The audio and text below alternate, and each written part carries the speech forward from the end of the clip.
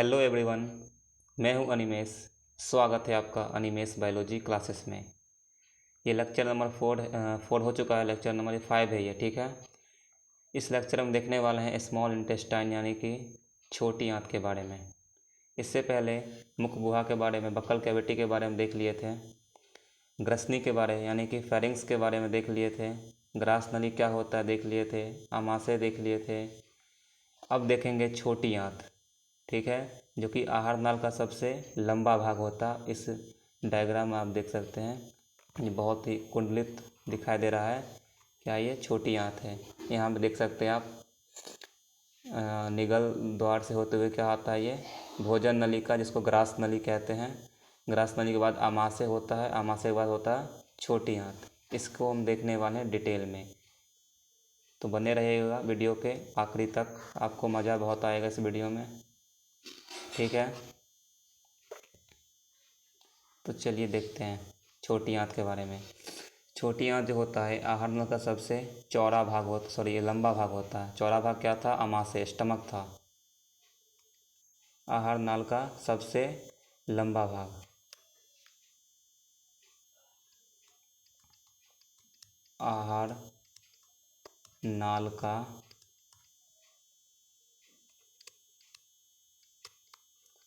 सबसे लंबा भाग, ठीक है।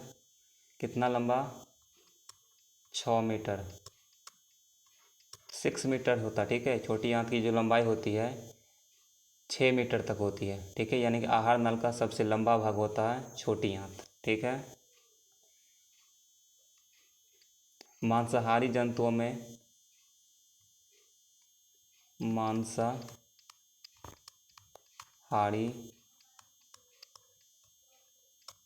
जंतुओं में छोटी आंत की लंबाई, छोटी आंत की लंबाई कितना होता है, मतलब मांसाहारी जंतु जो होता है शाकाहारी जंतु की तुलना में छोटी आंत की लंबाई मांसाहारी जंतु में कम होती है, ठीक है। मांसाहारी जंतुओं में छोटी आंत की लंबाई, छोटी आंत की यहाँ पर होना चाहिए था, छोटी आंत की लंबाई कम होती है। किसके तुलना में, शाकाहारी, शाकाहारी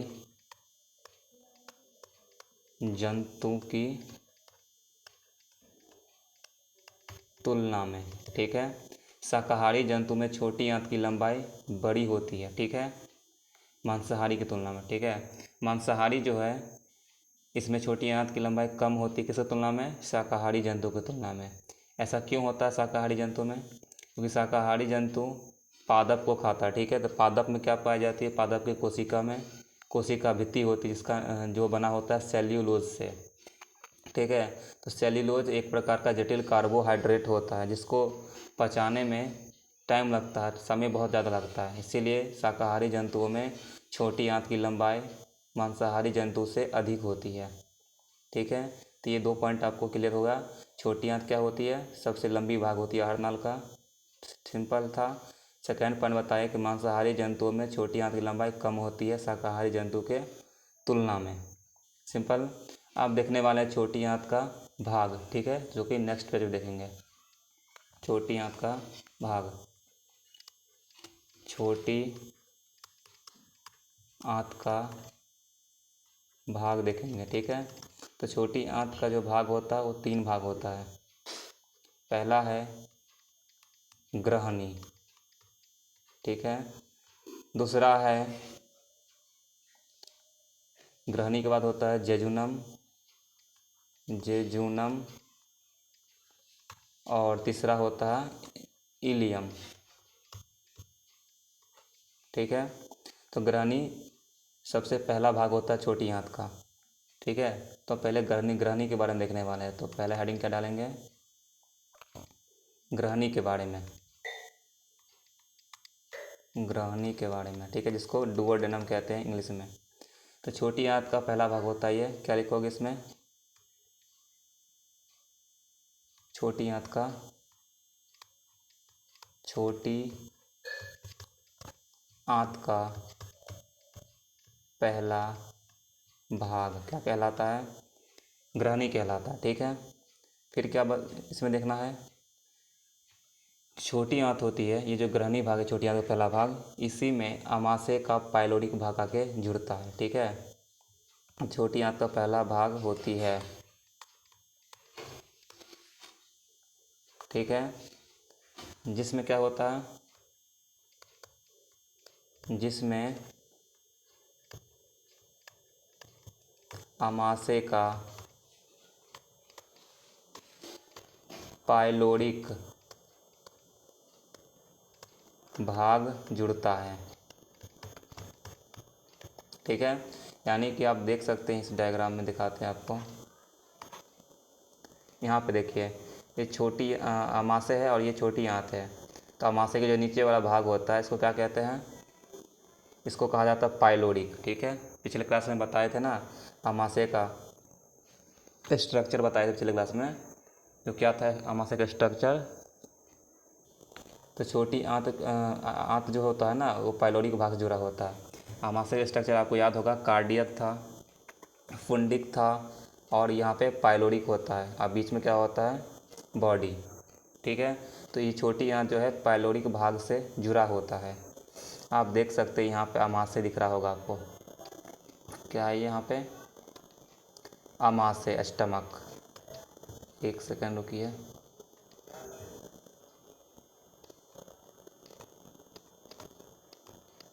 अमाशय। ठीक है, क्या नाम है? स्टमक। तो ये स्टमक जो है, इसका जो ऊपर वाला पार्ट आपको दिख रहा है यहाँ पे, जहाँ पे आपको एरो दिख रहा होगा, तो ये जो एरिया है इसको कहते हैं कार्डियक। यहाँ पे जो एरिया है इसको फुंडिक कहते हैं, और नीचे वाला एरिया होता है अमाशय का, उसको कहते हैं पाइलोरिक। तो इसी पाइलोरिक भाग से जुड़ा होता है क्या? छोटी आंत का ग्रहणी। ठीक है, डुओडेनम। तो यहाँ तक क्लियर है आपको? यह लिखा हुआ छोटी आंत का पहला भाग क्या होता है? ग्रहणी होता है, जिसमें अमाशय का पाइलोरिक भाग जुड़ता है। तब पाइलोरिक भाग जिसको पता नहीं है वो पिछले लेक्चर जाके देख लीजिए। ठीक है, इसमें आपको क्लियर हो जाएगा पाइलोरिक भाग क्या होता है। आगे देखिए, नेक्स्ट पॉइंट, ग्रहणी जो होती है वो ये सी आकार की होती है। ग्रहणी सी आकार की होती है। ठीक है, जो कि आप यहाँ पे इस डायग्राम में ईजिली देख सकते हैं। ये पहला भाग है, ये सी आकार का नज़र आ रहा होगा आपको। ठीक है, यानी कि इस प्रकार से उल्टा सी, इस प्रकार से दिख रहा होगा आपको। तो सी आकार की आप पाई जाती है, ग्रहणी पाई जाती है, जो कि आपको अलग से डायग्राम बना के दिखाते हैं। आप लोग भी कॉपी पेन लेके नोट बनाते रहिए। ठीक है, तो ग्रहणी सी आकार की होती है। तो आपको हम एक नेक्स्ट पेज पे डायग्राम बनाते हैं। मान लीजिए ये है अमाशय। अमाशय का जो फर्स्ट भाग होता है, जो कि मैं अलग कलर से बनाना चाहूँगा,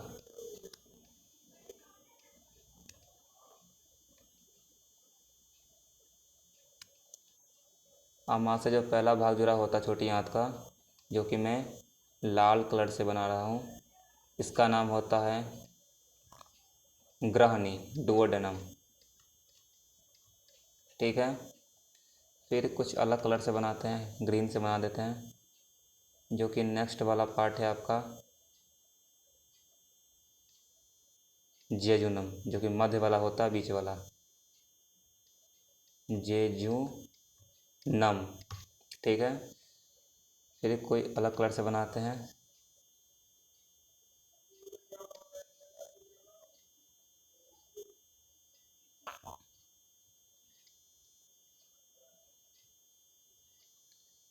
इसका नाम है इलियम, इलियम। ठीक है, तो आमाशय से कौन जुड़ता है? ग्रहणी जुड़ता है, जो कि सी आकार दिख रहा होगा आपको। ठीक है, तो ग्रहणी की आकृति होती आकार होती है सी आकार, यानी उसका शेप होता है सी। ठीक है, जेजुनम बीच वाला भाग होता है और इलियम सबसे अंत वाला। ठीक है, आहार नल का सबसे बड़ा यानी कि सबसे लंबा भाग क्या होता है? छोटी आंत। और छोटी आंत में सबसे लंबा क्या होता है? तो इलियम होता है, ये याद रखिएगा। छोटी आंत में सबसे लंबा इलियम होता है। ठीक है, तो ये क्लियर हो गया, ग्रहणी सी आकार की होती है। ठीक है, आप देखेंगे आगे, यहीं पर लिखते हैं, ये तो नेक्स्ट पेज पे लिख देते हैं। ठीक है, ग्रहणी के बारे में पढ़ रहे हैं, नेक्स्ट पेज पे लिखते हैं। तो ग्रहणी सी आकार की होती है। यहाँ पे पिछले स्लाइड में देखिए आप 2 पॉइंट देख लिए हैं। एक तो देखे हैं छोटी आंत का पहला भाग होता है और कहाँ किससे जुड़ता है? आमाशय का पाइलोरिक भाग से जुड़ता है। सेकंड पॉइंट देखें कि ये सी आकार की होती है। अब नेक्स्ट पॉइंट देखिएगा, ग्रहणी में एक छिद्र खुलती है। ठीक है, ग्रहणी के लगभग बीचों बीच ग्रहणी में, ठीक है, एक छिद्र खुलती है जिसका नाम होता है मूल पित्त अग्नाशय वाहिनी। ग्रहणी में मूल पित्त अग्नाशय वाहिनी खुलती है। मूल पित्त अग्नाशय वाहिनी खुलती है। ठीक है, अब मूल पित्त अग्नाशय वाहिनी होता क्या है, आप इस डायग्राम में देख सकते हैं। देखिए यहाँ पे ये हमारा लीवर है। क्या है ये? लीवर, जो कि आपको मैं एक डायग्राम के थ्रू बना के दिखाता हूँ। यहाँ पे हमारा जो लीवर होता है, इसमें 2 लोब पाई जाती है। ठीक है, कितने लोब? 2 पाली पाई जाती है, एक लेफ़्ट और एक राइट। ये राइट पाली हो गया और ये लेफ़्ट। ठीक है, और यहाँ से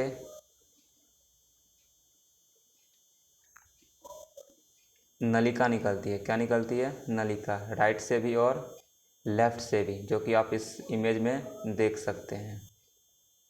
ठीक है, राइट से भी निकल रही है और लेफ़्ट से भी निकल रही है, जो कि इस नलिका का नाम है लेफ़्ट हेपेटिक डक्ट। यहाँ पे ऑलरेडी लिखा हुआ है लेफ़्ट हेपेटिक डक्ट, और राइट से निकलेगा तो राइट हेपेटिक डक्ट। ठीक है, हिंदी में बोले तो लेफ़्ट को कहते हैं बायां यकृत नलिका। ठीक है, क्या बोलेंगे? बायां दिखाई नहीं दे रहा आपको क्या? चलिए कुछ अलग कलर से देखते हैं। अगर वीडियो ये लेक्चर पसंद आ रहा है तो प्लीज़ लाइक कर दो वीडियो को। तो ये क्या हो गया? बायां यकृत वाहिनी या नलिका लिख सकते हैं। ठीक है, और ये हो गया आपका दायां यकृत नलिका। ठीक है, तो राइट लोब से क्या निकलेगा? राइट हेपेटिक डक्ट, और लेफ्ट लोब से लेफ्ट हेपेटिक डक्ट, यानी कि बायां यकृत नलिका और दायां यकृत नलिका दोनों जुड़ जाता है। आगे जाके देख सकते हैं आप, और दोनों जुड़कर एक कॉमन बना देता है। ठीक है, कॉमन हेपेटिक डक्ट बनाता है, यानी कि मूल यकृत नलिका बनाता है। क्या नाम है इसका? मूल यकृत नलिका। मूल यकृत नलिका। ठीक है, अब यहाँ पे देखेंगे गॉल ब्लैडर, यानी कि पित्ताशय मिलेगा आपको, पित्त की थैली। ठीक है, क्या ये? पित्ताशय है, गॉल ब्लैडर है, पित्ताशय। यानी कि राइट लोब से और लेफ्ट लोब से क्या निकलती है बन के? पित्त। पित्त यानी कि बाइल जूस, पित्त रस निकलती है। ठीक है, और जाके जमा रहे होती है कहाँ पे? पित्ताशय में। यानी कि यकृत से, लीवर से पित्त जो है, बाइल जो है, बाइल जूस, ये बन के जहाँ स्टोर होता है पित्ताशय में, गॉल ब्लैडर में। ठीक है, आप देख सकते हैं यहाँ पे इस इमेज में कि right hepatic duct, left hepatic duct मिलकर क्या बनाता है, कॉमन हेपेटिक डक्ट, यानी कि मूल यकृत नलिका। फिर मूल यकृत नलिका और सिस्टिक डक्ट। सिस्टिक डक्ट क्या होता है, जो कि पित्ताशय से नलिका निकलती है, उसको कहते हैं सिस्टिक डक्ट कहते हैं। ठीक है, तो ये जुड़ेगा इसके साथ तो क्या बन जाता है, अलग कलर से देखते हैं, देखिए, यानी कि मूल यकृत नलिका भी मूल यकृत नलिका से पित्ताशय का नलिका जुड़ गया। ठीक है, सिस्टिक डक्ट जुड़ गया, इसको कहते हैं कॉमन बाइल डक्ट, यानी कि हिंदी में कहेंगे मूल बाइल को कहते हैं, बाइल यानी कि पित्त, कॉमन बाइल डक्ट, मूल पित्त वाहिनी। सिंपल है, right hepatic duct, left hepatic duct जुड़ गया तो बन गया कॉमन हेपेटिक डक्ट, यानी कि मूल यकृत वाहिनी, यानी कि नलिका। अब कॉमन हेपेटिक डक्ट जो है सिस्टिक नलिका से जुड़ करके क्या बन गया, कॉमन बाइल डक्ट, यानी कि मूल पित्त वाहिनी बन गया। अब ये मूल पित्त वाहिनी जो है आगे बढ़ेगा।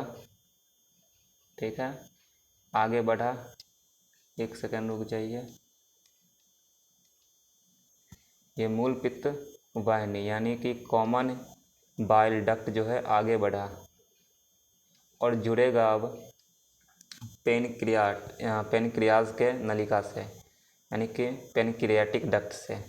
तो यहाँ पे पाई जाती है, क्या पाई जाती है, अग्नाशय। क्या है ये, अग्नाशय है, पेनक्रियाज है। ठीक है, अब अग्नाशय को आप देख सकते हैं, तो ये इसका नाम होता है अग्नाशय वाहिनी, यानी कि मेन अग्नाशय वाहिनी भी कह सकते हैं इसको, मेन पेनक्रियाटिक डक्ट, यानी कि मुख्य अग्नाशय नलिका, यानी कि वाहिनी। सिंपल। अब क्या होता है, ये मूल पित्त वाहिनी जो है अब मुख्य अग्नाशय वाहिनी से आके यहाँ पे जुड़ जाता है। ठीक है, क्या होता है, ये आगे इसी में जुड़ता है, आके ये जुड़ गया, जो कि आप देख सकते हैं यहाँ पे मेन पेनक्रियाटिक डक्ट में आके क्या जुड़ा, कॉमन बाइल डक्ट जुड़ गया। ठीक है, अब ये जो बना आगे, इसका नाम क्या हो जाएगा, अब इसका नाम हो जाएगा कॉमन हेपेटो पेनक्रियाटिक डक्ट। क्या हो गया नाम इसका, इसका नाम हो गया मूल यकृत अग्नाशय वाहिनी। ठीक है, तो यही तो आपको बताए थे, यहाँ पे ग्रहणी में मूल पित्त अग्नाशय वाहिनी खुलती है, यही यहाँ पे लिखे ना, मूल यकृत अग्नाशय वाहिनी। सिंपल है, देखिए यहीं लिखा है मूल पित्त अग्नाशय वाहिनी। अच्छा, पित्त वाहिनी अग्नाशय का, ठीक है, मूल पित्त, यहाँ पे हेपेटो पेनक्रियाटिक डक्ट। ठीक है, तो मूल यकृत अग्नाशय वाहिनी भी कह सकते हैं या फिर मूल पित्त अग्नाशय वाहिनी भी कह सकते हैं, दोनों नाम सही माना जाएगा। ठीक है, यहाँ पे यही लिखा हुआ common hepato pancreatic duct. Simple है, फिर से देखिए आप एक बार यहाँ पे, यानी कि दायां यकृत नलिका से और बायां यकृत नलिका, यानी कि राइट लोब और लेफ्ट लोब से दो नलिका निकल रही है, जो कि आगे चलकर एक साथ जुड़ जाती है, इसको कहते हैं कॉमन हेपेटिक डक्ट, मूल यकृत नलिका। मूल यकृत नलिका जो है आगे चलकर गॉल ब्लैडर की नलिका से जुड़ती है, सिस्टिक नलिका से जुड़ती है, जो इसका नाम हो जाता है कॉमन बाइल डक्ट हो जाता है नाम। ठीक है, ये क्या है, सिस्टिक नलिका यहाँ पे। कॉमन बाइल डक्ट जो है ये मेन पेनक्रियाटिक डक्ट से जुड़ती है। इसका नाम क्या हो जाता है, कॉमन हेपेटो पेनक्रियाटिक डक्ट, यानी कि मूल यकृत अग्नाशय वाहिनी। यही मूल यकृत अग्नाशय वाहिनी जो है कहाँ पे खुलती है, डुओडेनम यानी कि ग्रहणी में। ग्रहणी में देख सकते खुल रहा है, यानी कि अग्नाशय से पित्तरस आता है और लीवर से बाइल जूस, यानी कि सॉरी क्या बोल दिया हम, अग्नाशय रस आता है, ठीक है। और लीवर से आता है पित्तरस यानी कि बाइल जूस, ठीक है। क्योंकि पित्तरस और अग्नाशय रस किससे आके खुलती, इसमें ये मूल यकृत अग्नाशय वाहिनी से आती है डुओडेनम में। सिंपल है।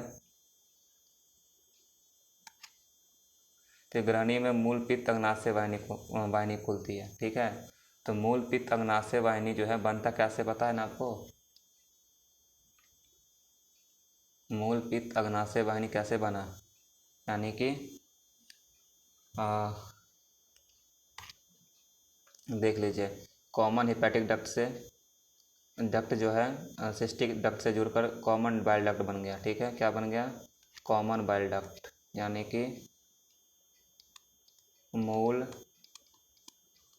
पित्त वाहिनी प्लस मुख्य, या मूल बोल सकते हैं, मुख्य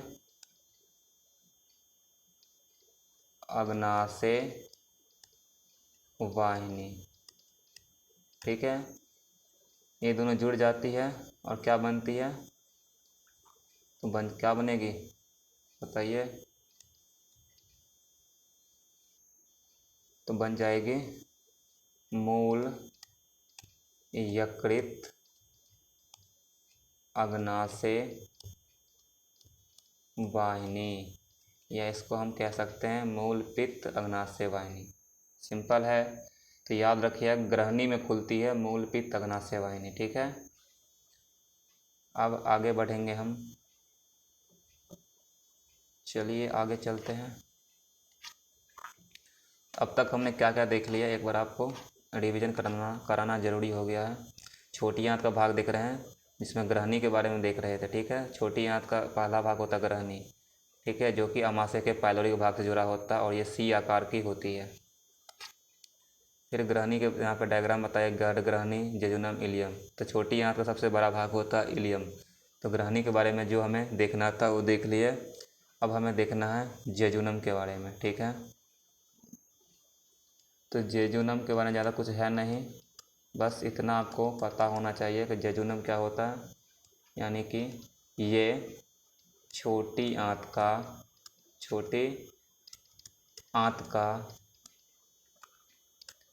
मध्य भाग होता है, ठीक है। बस इतना ही पता होना चाहिए आपको, छोटी आंत का मध्य भाग होता है जेजुनम, यानी सेकंड होगा आपका जेजुनम। और थर्ड होता है इलियम। क्या होता है,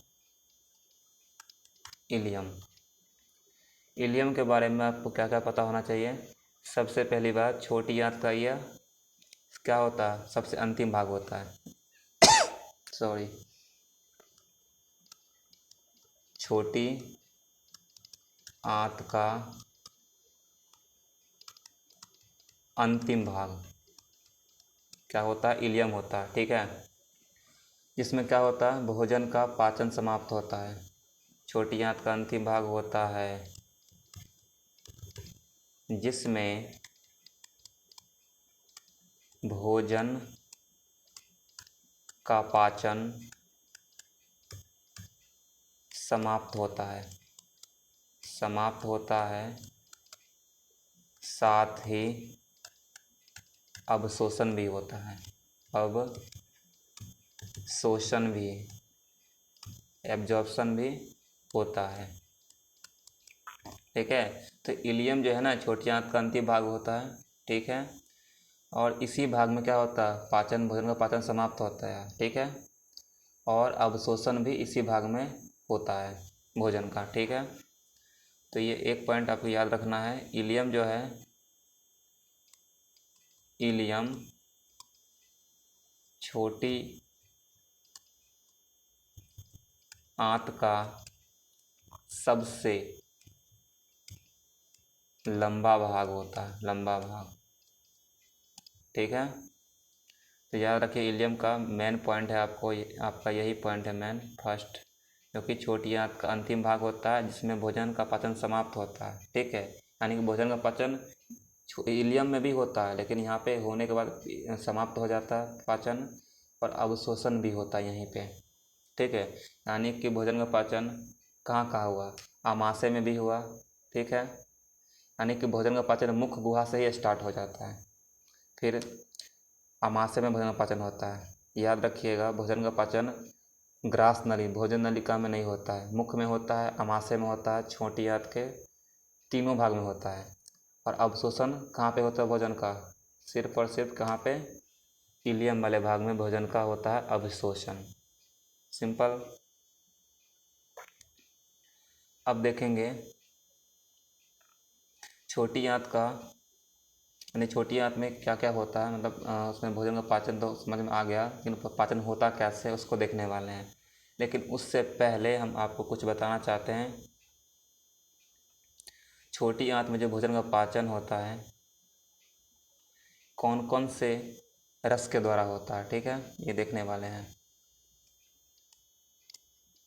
छोटी आंत में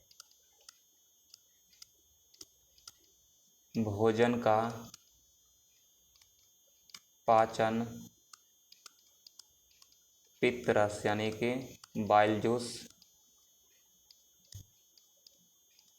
अग्नाशय रस यानी कि पैनक्रियाटिक जूस, तथा आंत्र रस, आंत्र रस यानी कि सक्कस एंटेरिकस भी कहते हैं इसको, सक्कस एंटेरिकस।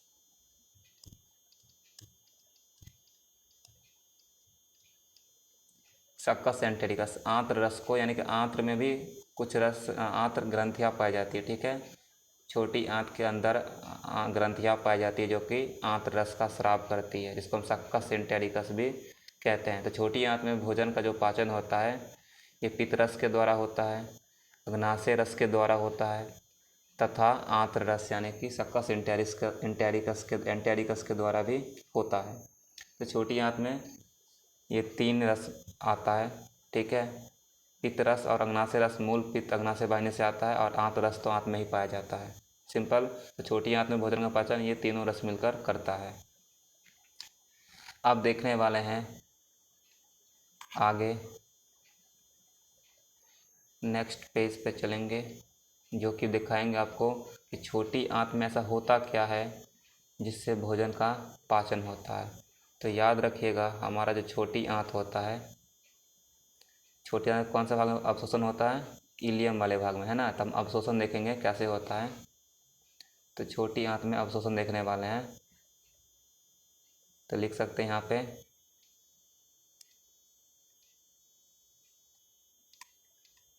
छोटी आंत के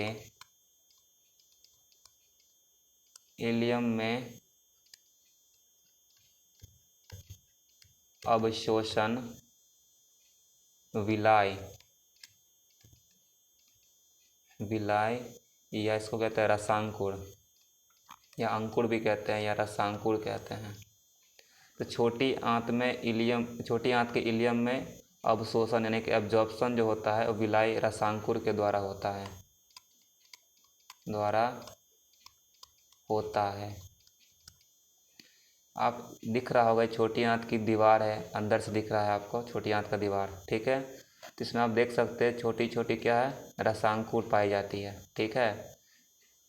यहाँ पे हमने एक निकाल कर दिखाया है, यहाँ पे रसांकुर। ये होता क्या देखिए, नेक्स्ट पेज पे बताते हैं। मान लीजिए ये छोटी आंत है, ठीक है, बना रहे हम अभी। छोटी आंत का इलियम वाले भाग है, क्योंकि यहाँ पे अवशोषण यहीं पे होता है। ये कौन सा भाग है, इलियम। ठीक है। तो यहाँ पे आप देखेंगे छोटी आंत के अंदर से इस प्रकार से विलाई पाई जाती है, यानी कि रसांकुर पाई जाती है छोटी आंत में, इस प्रकार से। ठीक है, क्या पाई जाती है? रसांकुर। इसको कहते हैं विलाय। ठीक है, यानी कि अंकुर या रसांकुर।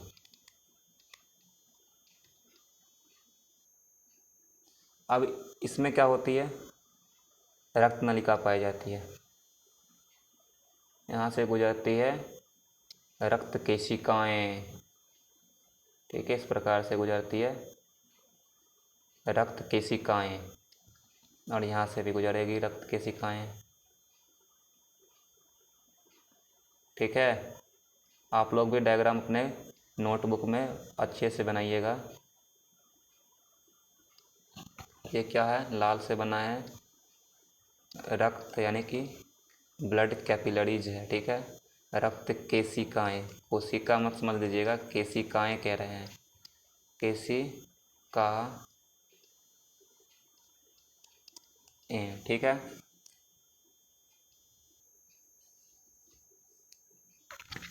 तो रक्त केशिकाएं होती है।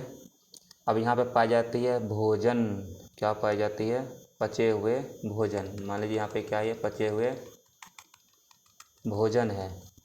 ठीक है, जिसका होगा अब अवशोषण। अब ये पचे हुए भोजन जो है, इसका क्या होता है? अवशोषण होता है, यानी कि ये माइक्रोविलाई के द्वारा भोजन जाता है रक्त नलिका में। कहाँ जाता है? रक्त नलिका में भोजन अवशोषित होकर के जाता है यहाँ से, माइक्रोविलाई से। ठीक है, तो माइक्रोविलाई का काम क्या होता है? ये सतह का क्षेत्रफल बढ़ाता है। माइक्रोविलाई जो है, यह काम क्या करेगा? सतह का क्षेत्रफल बढ़ाता है। समझ में आ गया? ये छोटी आंत का इलियम वाला भाग है, इसमें माइक्रोविलाई यानी कि सूक्ष्म रसांकुर पाई जाती है। ठीक है, रसांकुर में रक्त नलिका होती है, केशिकाएं पाई जाती है, जो कि यहाँ से भोजन अवशोषित होकर कहाँ जाती है? रक्त में जाती है, यानी कि भोजन आ जाएगी रक्त में। ठीक है, अवशोषित होकर के, और रक्त के माध्यम से शरीर की प्रत्येक कोशिकाओं तक जाएगी ये भोजन पचे हुए, सॉरी अवशोषित हुए भोजन। ठीक है, तो याद रखिएगा, पहले क्या होता है? भोजन का पाचन होता है, उसके बाद छोटी आंत के इलियम वाले भाग से अवशोषण होता है। ठीक है, जो कि आप इस डायग्राम में क्लियरली आप देख सकते हैं, कितने सारा यहाँ पे माइक्रोविलाई पाई जाती है, जो कि छोटी आंत के सतह का क्षेत्रफल को बढ़ाती है। इस प्रकार से होती है, क्योंकि यहाँ पे देखिए रक्त नलिका है, ये यहाँ पे लिखा ब्लड कैपिलरी। ठीक है, जो क्या करता है? Absorbs glucose and amino acid, यानी कि एब्जॉर्ब करता है भोजन को। ठीक है, इसके बाद आपको दिख रहा होगा यहाँ पे क्या लिखा हुआ? थीन एपिथीलियम, यानी कि ये पतली उपकला से बना होता है, जिससे यहाँ से भोजन क्या होता है? रक्त नलिका में आसानी से प्रवेश कर जाता है। ठीक है, यहाँ पे आपको लैक्टियल यानी कि लसिका की वाहिनी दिख रहा होगा, इसमें होता अवशोषण किसका? फैटी एसिड और ग्लिसरॉल का। यानी कुल मिला के रसांकुर जो है छोटी आंत के इलियम वाले भाग में क्या करता है? ये सतही क्षेत्रफल को बढ़ाता है, जो कि अवशोषण ज़्यादा से ज़्यादा हो सके। सिंपल है, जो कि आपको इस डायग्राम में क्लियरली दिख रहा होगा। तो आपको समझ में आ गया आज के लेक्चर, यानी कि आज हम क्या क्या देखें, एक बार फटाफट से दिखाते हैं आपको। शुरू से हम देखें छोटी आंत। ठीक है, छोटी आंत आहार नल का सबसे लंबा भाग होता है, 6 मीटर का होता है। मांसाहारी जंतुओं में छोटी आंत की लंबाई कम होती है शाकाहारी की तुलना में। क्यों होती है बता दिए? क्योंकि शाकाहारी जंतु में सेलुलोज का पाचन के लिए टाइम लगती है। ठीक है, शाकाहारी जंतुओं में सेलुलोज का पाचन होती है, उसमें बहुत समय लगती है, तो इसीलिए वहाँ पे शाकाहारी जंतुओं में छोटी आंत की लंबाई अधिक होती है मांसाहारी जंतुओं की तुलना में। सिंपल है। यानी कि गाय भैंस में छोटी आंत बहुत लंबा होता है, और शेर सब में, शेर हो गया, कुत्ता हो गया, बिल्ली हो गया, इसमें छोटा होता है। फिर छोटी आंत का भाग बताए ग्रहणी, जेजुनम, इलियम। ग्रहणी छोटी आंत का पहला भाग होता है, ठीक है, जिसमें क्या होता है, आमाशय का पाइलोरिक भाग जुड़ता है, ठीक है। छोटी आंत के ग्रहणी भाग से ही आमाशय का पाइलोरिक भाग जुड़ा होता है। ग्रहणी सी आकार की होती है, आप जो को देख सकते हैं, ग्रहणी छोटी आंत के पाइलोरिक भाग से जुड़ा हुआ है। इसके बाद आता है जेजुनम। जेजुनम क्या है, जेजुनम होता है मध्य वाले भाग छोटी आंत का। फिर लास्ट में इलियम, जो कि सबसे बड़ा भाग होता है छोटी आंत का, ठीक है। जेजुनम क्या है, छोटी आंत का मध्य भाग है, तो बता दिए। इलियम छोटी आंत का अंतिम भाग होता है, और ये सबसे लंबा भाग होता है, जिसमें क्या होता है, भोजन का पाचन समाप्त होता है, साथ ही अवशोषण भी होता है। छोटी आंत में भोजन का पाचन 3 प्रकार के रस के द्वारा होता है, जिसका नाम है पित्त रस, अग्नाशय रस और आंत्र रस, जिसको हम सक्कस एंटेरिकस भी कहते हैं। ग्रहणी में मूल पित्त अग्नाशय वाहिनी खुलती है, ठीक है, जिसको हम कह सकते हैं मूल यकृत अग्नाशय वाहिनी भी कह सकते हैं, लेकिन बेहतर वर्ड यही है, मूल पित्त अग्नाशय वाहिनी, ठीक है, इससे बेहतर है ये। तो मूल पित्त अग्नाशय वाहिनी कैसे बनता है, मूल पित्त वाहिनी प्लस मुख्य अग्नाशय वाहिनी जुड़ता है तो मूल पित्त अग्नाशय वाहिनी बनता है, ठीक है। तो क्या आप इसे डायग्राम में क्लियरली दिख रहा होगा, दायां यकृत नलिका और बायां यकृत नलिका जोड़ करके एक कॉमन हेपेटिक डक्ट यानी कि मूल यकृत नलिका बना लेता है, और गॉल ब्लैडर से एक सिस्टिक डक्ट निकलती है, जिसको हम पित्ताशय नलिका भी कह सकते हैं, जो कि पित्ताशय नलिका और कॉमन हेपेटिक डक्ट जो है, मूल यकृत नलिका जो है, ये जुड़कर कॉमन बाइल डक्ट यानी कि मूल पित्त वाहिनी बनाता है। फिर मूल पित्त वाहिनी और पेनक्रियाटिक डक्ट जुड़ेगा और क्या बना लेगा, मूल हिपैटो पेनक्रियाटिक डक्ट, ठीक है, यानी कि मूल पित्त अग्नाशय वाहिनी बनाता है। इसको हम मूल यकृत अग्नाशय वाहिनी भी कह सकते हैं, लेकिन बेहतर वर्ड क्या होगा, मूल पित्त अग्नाशय वाहिनी बेहतर शब्द है, ठीक है। फिर बताएं कि छोटी आंत के इलियम भाग में अवशोषण कैसे होता है, तो इसमें विलाई यानी कि रसांकुर पाई जाती है, उसके द्वारा होता है। रसांकुर का संरचना देख सकते हैं, रसांकुर में रक्त नलिकाएं यानी कि ब्लड कैपिलरी रक्त केशिकाएं होती है, जिसके द्वारा भोजन अवशोषित होकर रक्त में जाती है, ठीक है। आपको बता दें यहाँ पे छोटी आंत की क्या है, विलाई है, जिसमें रक्त केशिकाएं आई हुई है, यहाँ से भोजन अवशोषित होकर के कहाँ पे जाती है, रक्त केशिका में पहुँच जाती है भोजन, और रक्त के द्वारा कोशिकाओं तक भोजन पहुँच जाती है। तो ये लेक्चर आपको कैसा लगा कमेंट कीजिए, और वीडियो पसंद आया है तो अपने दोस्तों के पास शेयर ज़रूर कीजिए, और बने रहिए, जुड़े रहिए अनिमेष बायोलॉजी के साथ।